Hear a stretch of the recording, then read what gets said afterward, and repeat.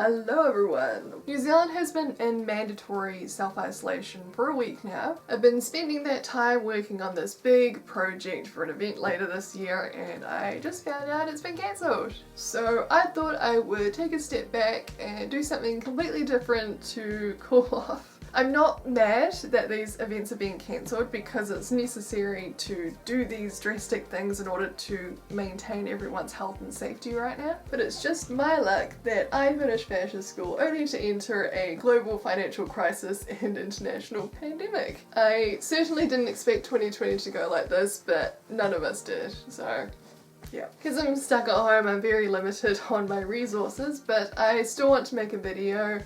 At least it's kind of fashion related. Within my little home bubble, I have this lovely thing. They were purchased as part of the now cancelled project. I'm not a huge fan of her current face paint, so I would like to remove it and do something completely different. Now's a better time than ever to have a go, I guess. And just as a disclaimer, because I'm stuck at home, I don't have a lot of the products that you would typically use to repaint these kind of things. A lot of this stuff is just lying around the house, so if you have a problem with that, sorry. I think you can tell that being stuck in isolation isn't very good for me. So wish us luck, let's get started.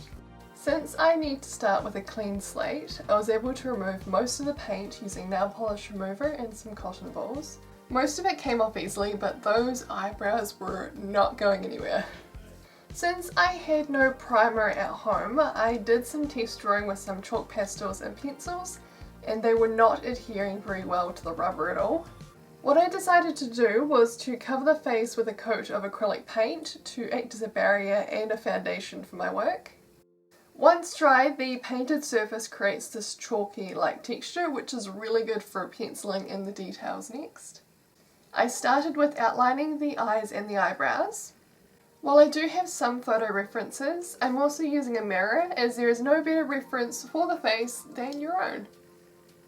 I'm also using a pencil to shade using cross-hatching to create some definition. It's mostly a case of building up the colours very slowly to make it seem more believable. Also going in with some pinks and reds to bring some more life to her.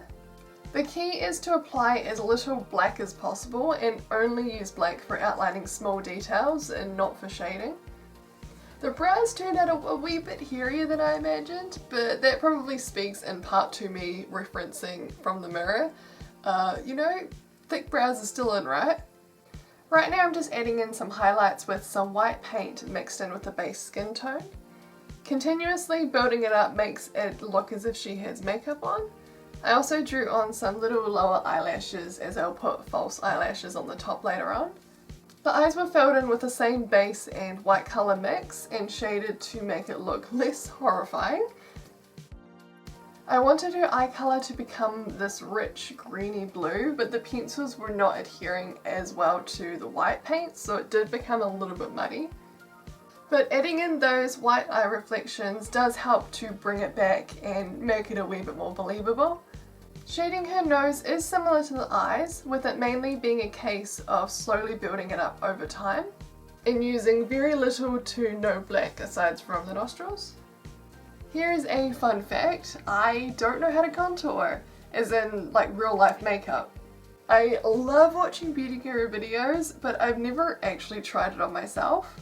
So this is my version of contouring, if only it would work on my face like that. I wanted her lips to be smaller but fuller than the original paint, almost an arresting smile. It's been a long time since I've drawn a face in traditional drawing materials, let alone drawing a face on a face, so it was a rather interesting experience trying to get the expression to work.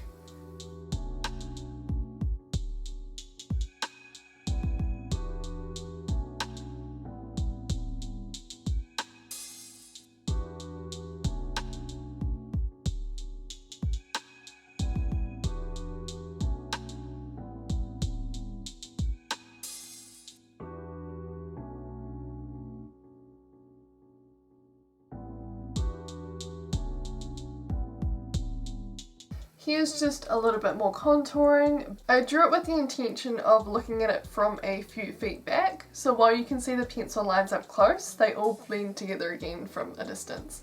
Since there is no visible hairline, I just blended it out into nothing, as eventually she will wear a hat, which would make it a bit more convincing. Here's just adding more highlights using paint and blending it out with my finger.